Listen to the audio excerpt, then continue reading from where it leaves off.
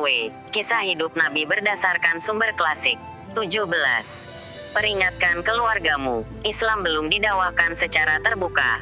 Namun, jumlah orang mukmin dan para ahli ibadah kian meningkat, baik lelaki maupun perempuan.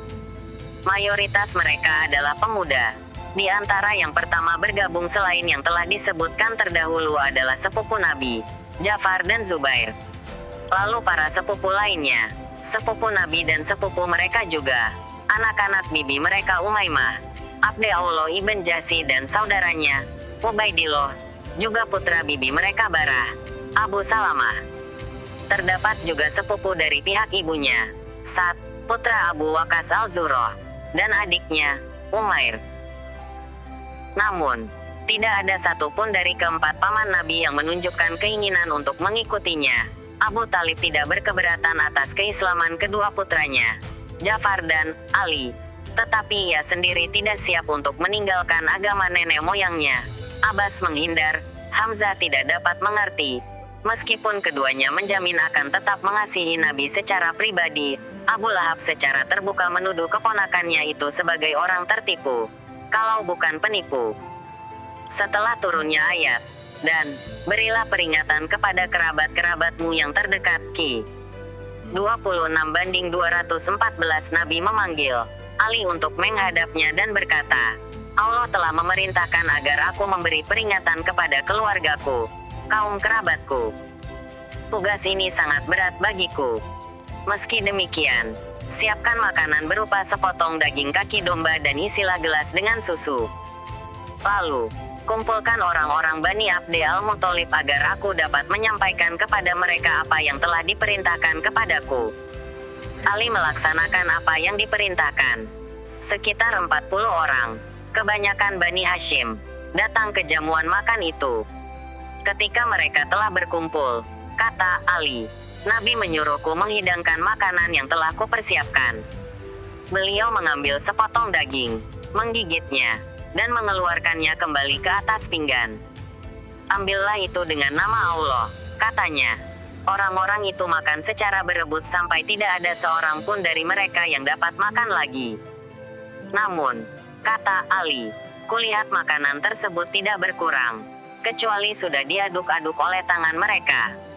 Demi hidupku, kalau sekiranya mereka itu hanya satu orang, pastilah ia dapat memakan semua yang kuhidangkan di hadapan mereka. Kemudian Nabi berkata, suguhkan kepada mereka minuman. Aku pun membawakan gelas tadi. Masing-masing meminum isinya, meskipun tak seorang pun yang menghabiskannya. Namun, ketika Nabi hendak berbicara kepada mereka, Abu Lahab mencegahnya.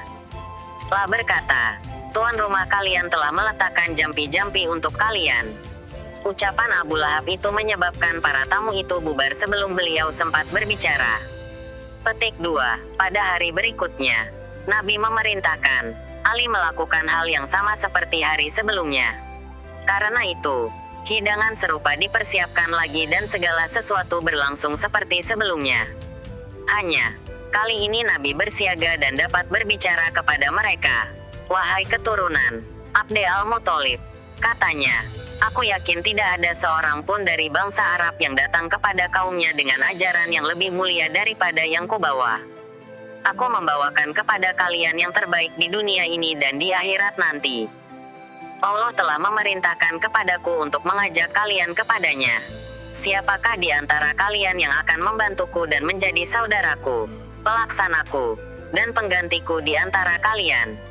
Kabilah tersebut diliputi keheningan.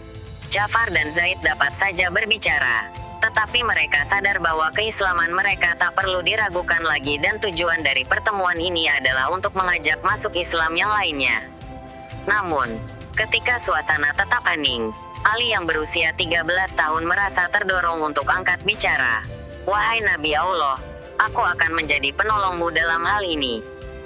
Nabi menepuk pundak Ali dan berkata, inilah saudaraku, pelaksanaku, dan penggantiku di tengah kalian.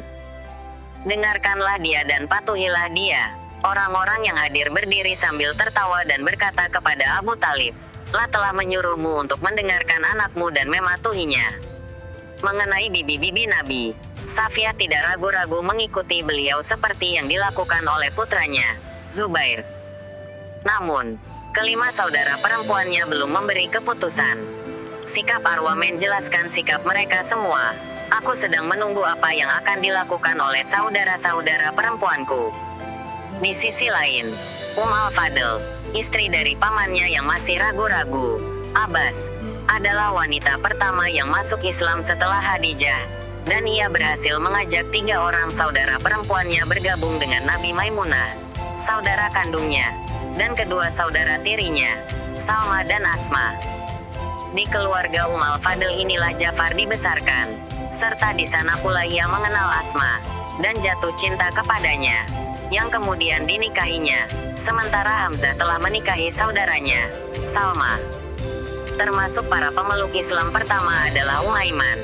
Tentang Aiman, Nabi berkomentar, barang siapa hendak menikahi seorang wanita dari penduduk surga, maka nikahilah Aiman. 2 pernyataan ini diperhatikan oleh Zaid.